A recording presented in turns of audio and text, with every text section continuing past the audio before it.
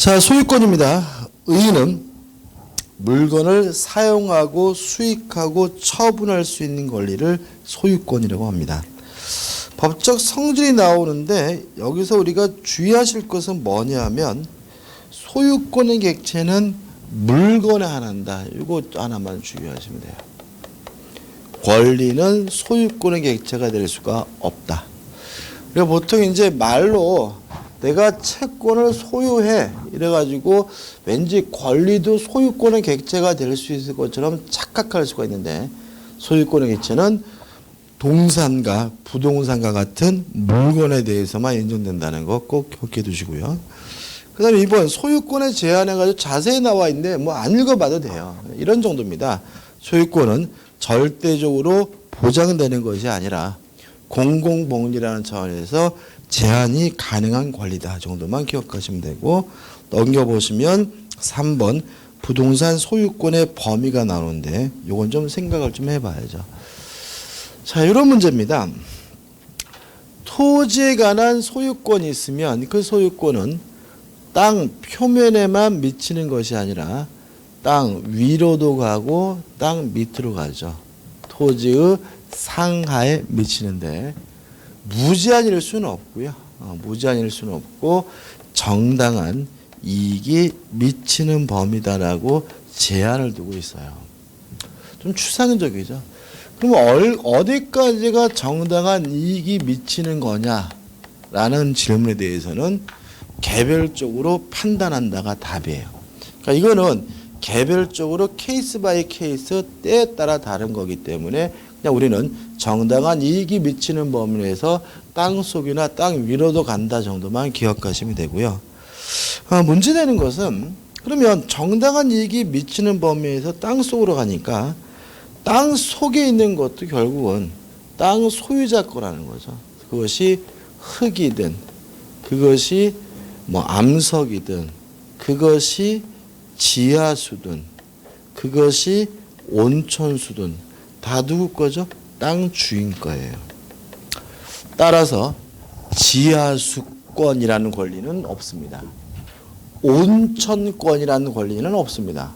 온천권이 없다는 건 아주 쉬운 문제 잘 내는데 생각해 보자고. 제가 건물에 대해 아파트에 대해서 소유권이 있다라고 가정을 해보면 그 아파트 안에는 안방도 있고 건너방도 있고 화장실도 있는 거죠.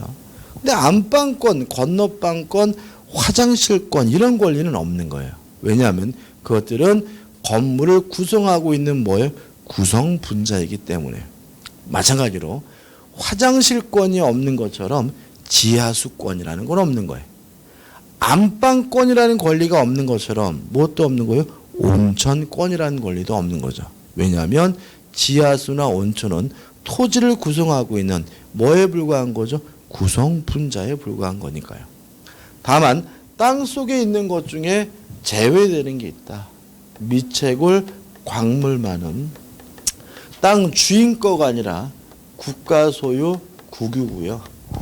따라서 광물을 채취하고자 한다면 땅 주인한테 허가를 받는 것이 아니라 국가로부터 허가를 받아야 되는데 그걸 우리가 뭐라 하냐면 광업권이라고 하거든요. 그럼 우리가 아까 했던 것처럼 광업권과 토지 소유권은 혼동되지 않죠.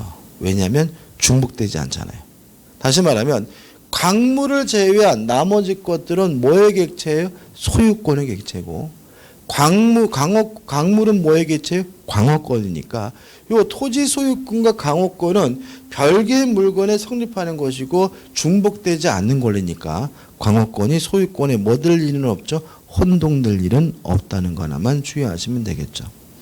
그다음 우측에 상단에 보시면 라번에서 포락토지란 말이 나와 있는데 포락이라는 말은 땅이 쓸려 내려갔다는 얘기입니다. 강물이나 바닷물에 토지가 쓸려 내려가는 경우 우리가 포락이라고 하고요. 포락이 이루어지게 되면 당연히 토지에 관한 소유권이 소멸된다는 건 너무나 당연한 것이죠. 그 다음에 4번에서 이제 뭐가 나오죠? 상린관계가 나옵니다. 상린관계라는 말이 뭐냐면요. 이 상자가 서로 상자예요. 그래서 상린이라는 말 자체가 서로 인접한이란 뜻이거든요. 그럼 서로 인접한 관계인데 인접한 어떤 관계냐면 서로 인접한 부동산 간의 이용을 조절하는 관계를 우리가 뭐죠? 상린관계라고 합니다. 그래서 교재 내용이 나와 있는데 그 하단에 보시면 지역권과의 비교해 가지고 넘겨보시면 박스까지는 안 나오거든요. 그죠? 지역권과의 차이점이 나오거든요. 근데 우리가 아직 지역권하고 지역권을 공부를 안 했기 때문에 정확하게 이해를 못할 수도 있는데 일단 기본적으로 상린관계에 관한 민법 규정이 적용되려면 서로 인접해야 되지만 지역권은 인접할 필요가 없다는 점에 차이점이 있고 지역권 공부하면 이해가 돼요. 또 상린관계는 부동산 간의 문제입니다. 따라서 토지나 건물 또 건물과 건물끼리 또는 토지끼리 이 문제지만 지역권은 토지 간의 문제라는 점에서 차이점이 있고요. 또 상린관계는 이용을 조절하는 관계입니다. 다시 말하면 독립된 용익물권이 아니기 때문에 소멸시 걸리지 않지만 지역권은 용익물권이기 때문에 소멸시 걸린다는 차이점이 있어요. 그죠?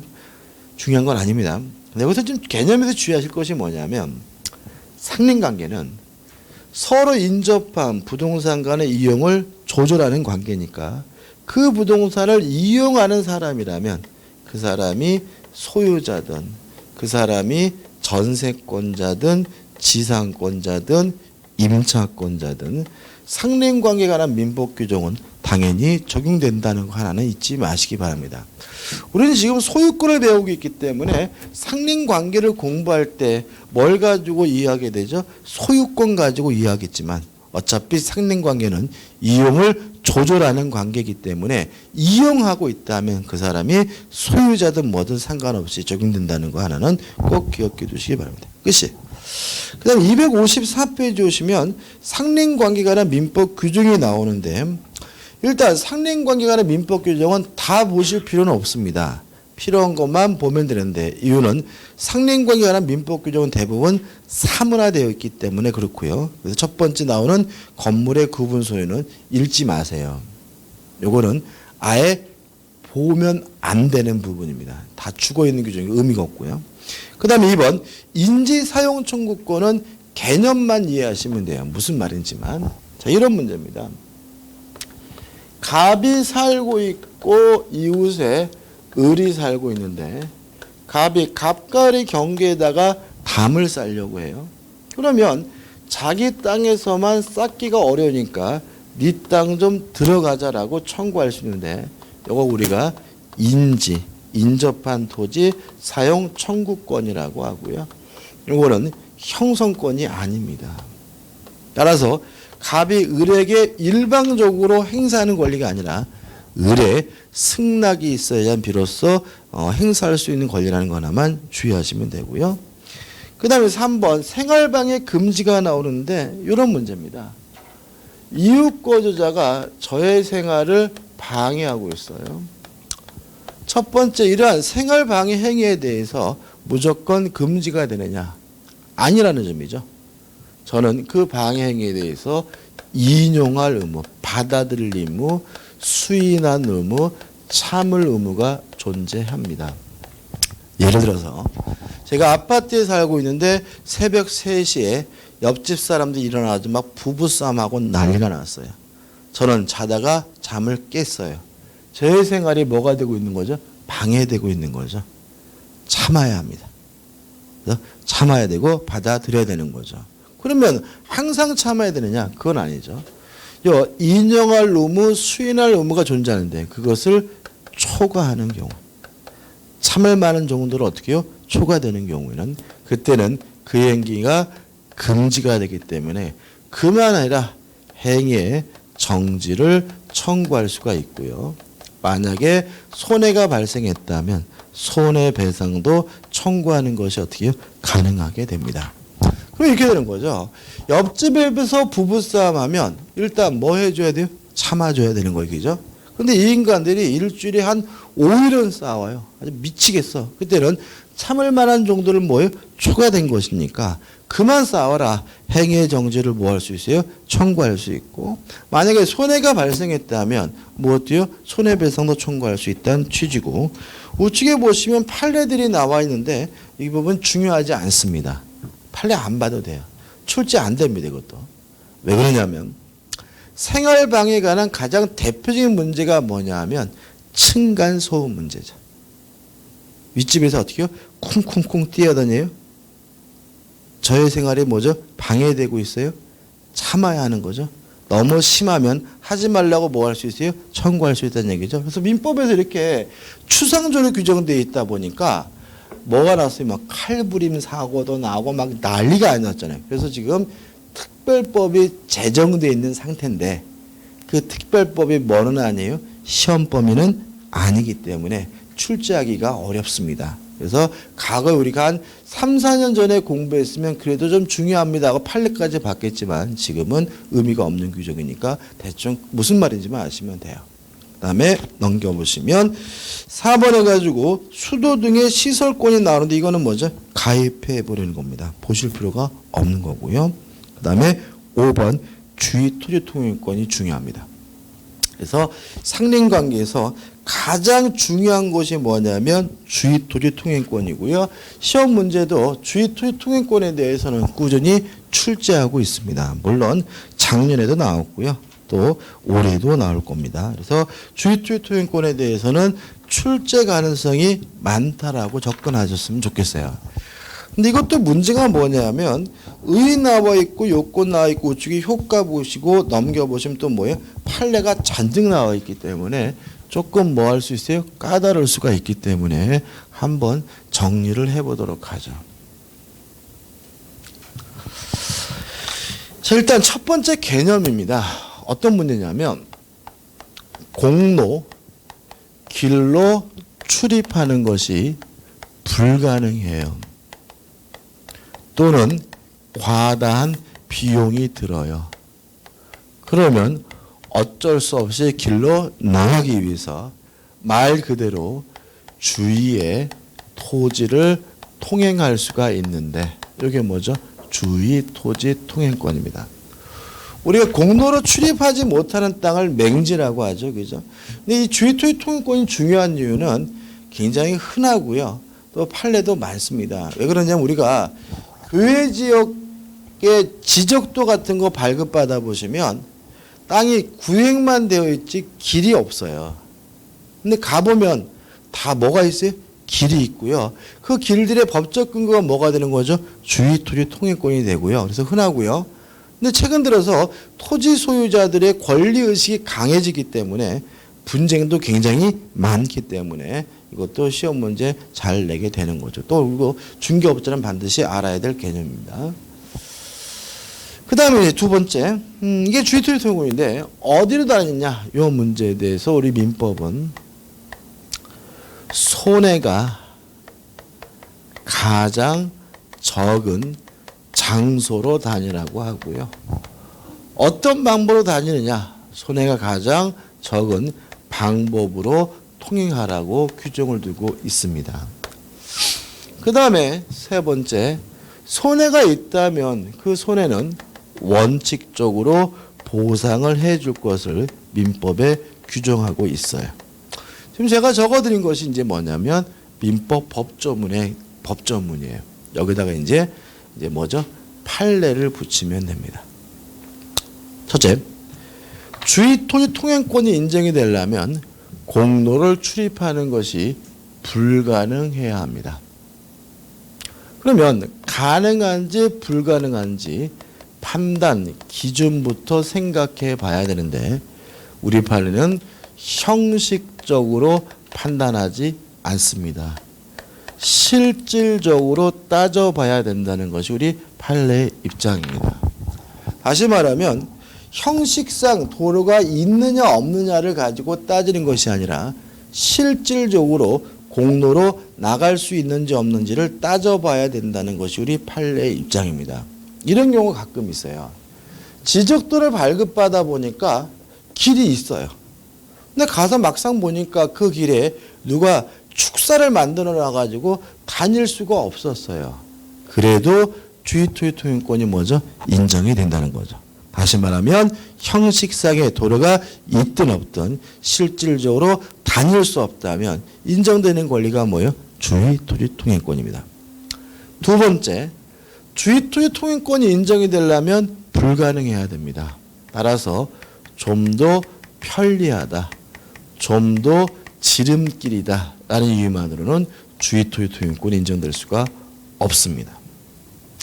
가끔 뉴스에 나오죠. 뭐 땅 주인이 원래 다니던 길을 못 다니게 막아가지고 마을 주민이 뭐 환장한다 이런 게 가끔 뉴스에 나오고 뭐 궁금합니다 와이도 나오고 막 그러잖아요. 근데 그런 것들 가만 보면 항상 이제 마지막에 누가 등장하냐면 담당 공무원이 등장해, 그죠? 어떻게 나옵니까? 바둑판 문의해가지고 음성 변조해가지고 그게 말이죠. 어쩔 수 없거든요. 뭐 이렇게 나온단 말이죠, 그죠? 그게 왜 어쩔 수 없는 거냐면은 주의토지 통행권이 인정되려면 공로로 출입하는 것이 뭐예요? 불가능해야 되죠. 보통 그런 프로그램들의 내용을 보면은 땅 주인이 못 다니게 막았기 때문에 돌아가야 된다. 우리가 불편해서 못 살겠다. 라는 이유만으로는 뭐가 인정될 수 없는 거예요? 주의토지 통행권이 인정될 수는 없는 거예요. 따라서 담당 공무원도 어쩔 수 없는 거고요. 소송을 제기하더라도 그 마을 사람들의 권익은 뭐 되지 않습니까? 보호되지 않습니다. 근데 저는 그게 그런 프로 나오면 진짜로 좀 불만이에요. 왜 불만이냐면 그런 식으로 나가면 우리가 이제 법을 잘 모르시는 분들은 저 땅 주인 나쁜 새끼 이러거든요. 근데 그게 왜 나빠요? 내 땅 내가 쓰겠다는데. 여러분이 땅 주인 입장에서 생각해 보세요. 내가 땅이 있는데 마을 사람들이 거기를 막 다녀. 근데 나는 그 땅을 못 써먹어. 언제부터요? 일제시대 때부터. 근데 더더욱 엽기적인 건 그 마을 사람들이 남의 땅을 다니면서 고마워하는 게 아니라 당연히 뭐라고요? 걸린 것처럼 인식하고요. 내 땅 내가 쓰겠다고 못 다니게 했더니 막 현수막 걸어요. 살인마 안양천 죽어라. 뭐 이렇게 막 현수막 걸고 막 공무원한테 가서 막 찝쩍거리고 심지어는 뭐죠? 방송국까지 가가지고 막 쑤시는 바람에 뭐죠? 지금 내가 땅 주인데 뭐 완전히 천인공노할 많은 걸 저지른 사람처럼 나오고 있단 말이죠. 그죠? 만약에 그분들이 법익이 침해된다면 방송국에 갈 문제가 아니라 뭐죠? 법원에다가 소송을 제기하고 판사가 판단했을 때 인정되지 않는다면 그걸 좀 어떻게 받아들이셔야죠. 어떻게 남의 땅을 함부로 다닌다는 생각을 그렇게 너무나 쉽게 하는지 잘 모르겠어요. 그죠? 일제시대부터 다녔대요. 그러면 일제사회에서 그동안 사익료라도 냈냔 말이죠. 고마워해야지. 어떻게 일제시대도 다녔는데 어떻게 막냐고. 일제시대 다녔다는 걸 고마워하고 가슴 깊이 감사해야지. 왜 그거를 땅 주인한테 뭐죠? 살인만이 많이 이렇게 할 문제는 아니지 않나 싶어요. 그죠? 세 번째도 중요한데 공로로 출입하는 것이 뭐에 대해 불가능해야 됩니다. 따라서 추후에 나중에라도 공로가 개설이 되면 기존의 주의토지 통행권은 소멸하게 됩니다. 이것도 TV에 많이 나오죠. 그죠?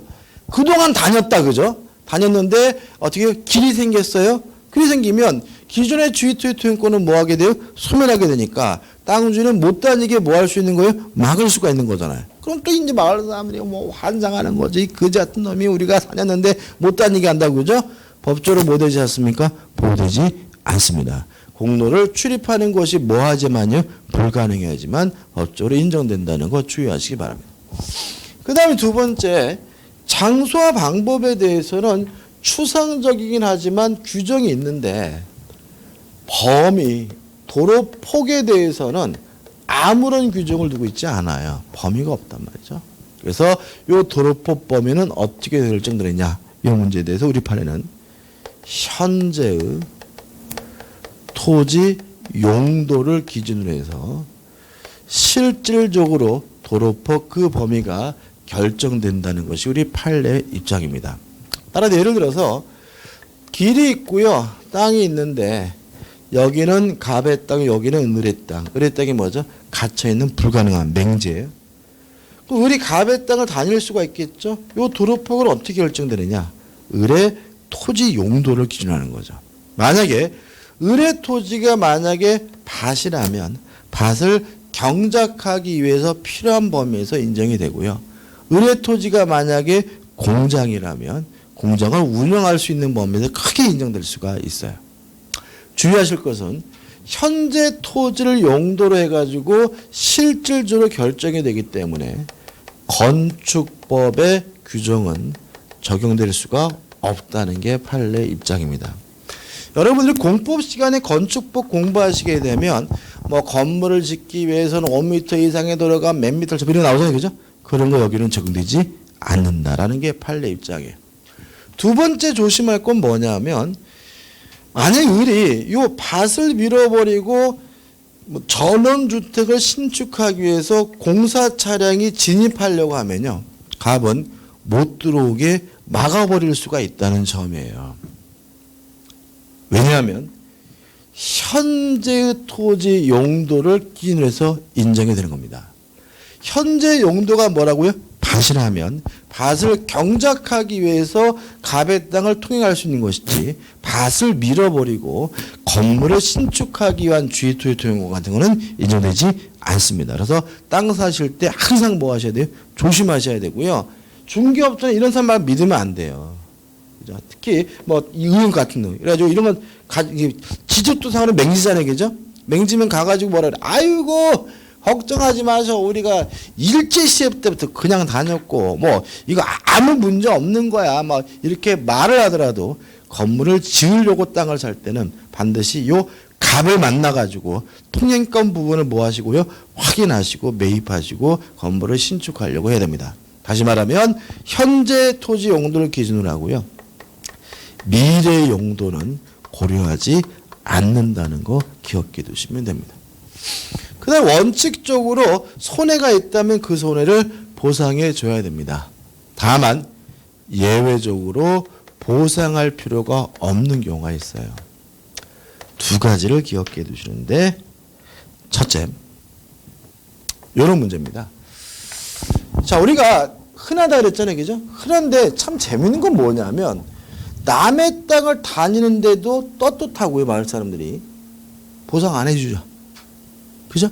오히려 땅 주인이 뭐죠? 내 땅인데도 불구하고 마을 사람 눈치를 봐야 되는 시점이죠. 사실 우리는 주의 토지 통행권이 인정되는데도 불구하고 보상도 하나도 안 하고 다니는 게 뭐예요? 일반적입니다. 그러다 보니까 최근 들어가지고 땅 주인이 보상해 달라고 소송을 제기하는 경우가 대단히 많아지고 있어요. 근데 문제는 뭐냐면 다 안 주고 있단 말이죠. 보상 안 해주고 있는데 만약 대법원에서 보상을 해줘야 된다라고 판시를 해버리면 온 나라가 뭐죠? 난리 버거지가 될 거라는 거죠. 그래서 우리 판례가 원래는 뭘 해줘야 돼요? 보상을 해줘야 되지만 그동안 보상 없이 통행하여 온 자입니다. 하여 온 사람들에게는 새삼스럽게 보상을 청구할 수 없다라는 예외를 인정합니다. 다시 말하면 그동안 잘 다녔어요. 그동안 뭘 안 해주고 있었습니까? 보상을 안 해주고 있다면 땅 주인 입장에서 새삼스럽게 보상을 해달라고 뭐 하지 못해요? 청구하지 못한다는 게 판례 입장이고, 이런 판례가 있는 이유는 뭐예요? 법적 안정성을 고려한 어쩔 수 없는 판례가 되는 거죠. 그 다음 두 번째는 우리 민법에서 예정하고 있는 건데, 토지 분할이나 또는 일부 양도로 인해서 맹지가 된 경우에는 보상할 필요가 없고요. 특별히 이런 경우는 뭐라 그러냐면 무상주의 토지 통행권이라고 합니다. 이런 얘기죠. 자, 도로가 있고요. 한 필지 땅이 있는데 갑과 을의 공유였어요. 근데 갑과 을이 공유하고 있는 땅을 이렇게 분할을 했어요. 그러면 분할하게 되면 갑의 입장에서 을의 땅이 맹지가 되면 충분히 뭐 할 수 있어요? 예견할 수가 있으니까 을은 갑의 땅을 당연히 다닐 수가 있고 뭐 해줄 필요 없어요? 보상해 줄 필요가 없다, 이런 얘기죠. 그 다음 또 이런 경우도 있습니다. 이것도 조심하셔야 돼요. 그래가지고 뭐 이렇게 전원주택 진다 그래가지고 뭐 땅을 뭐 이렇게 기획부동산이라 그러죠, 그죠? 기획부동산이라 그래가지고 땅을 쪼개서 파는 경우가 있잖아요, 그죠? 그러면 잘 모르시는 분은 무조건 뭐예요? 앞에 길에 인접한 땅만 살려고 하는데 당연히 분할이니까 뒷사람들에게 뭘 인정해 줘야 돼요? 통행로를 인정해 줘야 되기 때문에 남는 땅이 몇 평 안 될 수도 있으니까 이거 항상 뭐 하셔야 돼요? 조심하셔야 돼요. 근데 일부 양도는 이런 거죠. 한 필지 땅인데 갑이 단독 소유하고 있는 이 땅을 요렇게 잘라가지고 우리에게 일부만 양도했어요. 그러면 갑의 입장에서 을의 땅은 냉지가 되면 충분히 뭐 할 수 있어요? 예견할 수가 있으니까 을은 갑의 땅을 당연히 뭐 할 수 있어요? 통행할 수 있고요. 뭐 할 필요 없죠? 보상할 필요가 없습니다. 주의하실 것은 이러한 무상주의 토지 통행권은 우리 판례에 따른다면 직접 당사자 간에만 적용된다는 것이 우리 판례의 입장입니다. 누구한테만요? 직접 당사자 간에만. 따라서 만약에 이 땅을 팔아서 병이 소유하게 되면 이때 갑은 병에게 보상을 청구하는 것이 가능해요. 왜냐하면 직접 당사자 간에만 뭐가 되는 거예요? 적용되는 거니까. 갑과 을이 있는데 갑이 이 땅을 정에게 팔아먹으면 적은 을에게 보상을 청구하는 게 가능해요. 왜냐하면 직접 당사자 간에만 적용된다는 것이 우리 판례의 입장이기 때문에. 여기까지 정리하시면 교재에 나와 있는 판례들도 어떻게 다 정리해드린 거고요. 정리하는 입장에서 대표 예제를 풀어볼게요. 그죠? 258페이지입니다. 민법 219조 220조의 주의 토지 통행권에 대한 다음 설명 중 옳지 못한 것은 1번 토지의 분할 또는 일부 양도로 인한 타인의 토지에 대한 무상 통행권은 공유 토지의 직접 분할자 사이 또는 토지의 일부 양도 당사자 사이에는 물론 피통행지의 특정 승계에 대해서도 적용된다. X. 이러한 무상주의 통행권은 누구에게만요? 직접 당사자 간에만 적용된다는 것이 판례 입장이기 때문에 답은 뭐죠? 1번이네 이런 거죠. 2번 공로로 나가기 위하여 주의 토지를 통행할 경우 통행할 장소나 방법은 가장 손해가 적은 것을 택해야 한다. 맞는 지문이고요. 3번 그 소유 토지의 용도에 필요한 통로가 있는 경우에는 그 통로를 사용하는 것보다 더 편리하다는 이유만으로 다른 장소로 통행할 권리를 인정할 수 없다. 맞죠? 공로로 출입하는 것이 불가능해야 하지만 주의토지 통행권이 인정되고요. 좀 더 편리하다. 지름길에 대한 이유만으로는 주의토지 통행권이 인정되지는 않습니다. 4번 주의토지 통행권은 지상권자와 인지소유자 사이, 전세권자, 인지소유자 사이에도 적용된다. 왜요? 상린관계라는 민법 규정은 그 토지를 사용하는 사람이라면 소유자든 지상권자든 전세권자든 임차권자든 당연히 뭐죠? 적용이 돼야 되니까요. 5번 주의토지 통행권이 발생한 후 당해 토지 접하는 공로가 개설된 때는 주의토지 통행권은 소멸된다. 맞죠? 추후에 공로가 개설되면 기존의 주의토지 통행권은 뭐하게 되죠? 소멸하게 되는 것이죠. 끝입니다. 그 다음 우측에 보시면 물에 관한 상린관계가 나오는데 보실 필요 없어요. 어디까지가 X냐면 260페이지 상단까지 다 X예요. 한 페이지 전체가 X인 거죠. 그죠? 그러니까 물에 대해서는 읽어보지도 마시라고요. 왜 그러냐면 우리가 과거에 논농사 위주의 산업사회이기 때문에 물에 대해서 상린관계가 하는 규정을 자세히 두고 있지만 현대적 의미가 퇴색된 상태고요. 대부분이 특별 규정이 마련되기 때문에 존재 가치가 없는 부분이니까 읽어볼 필요도 없어요. 그 다음 260페이지 하단에 보시면 경계에 관한 상린관계가 나와 있는데 결론만 가와 나와가 나와 있죠. 그죠? 말씀드리면 간단하게 말씀드리면 이런 거죠.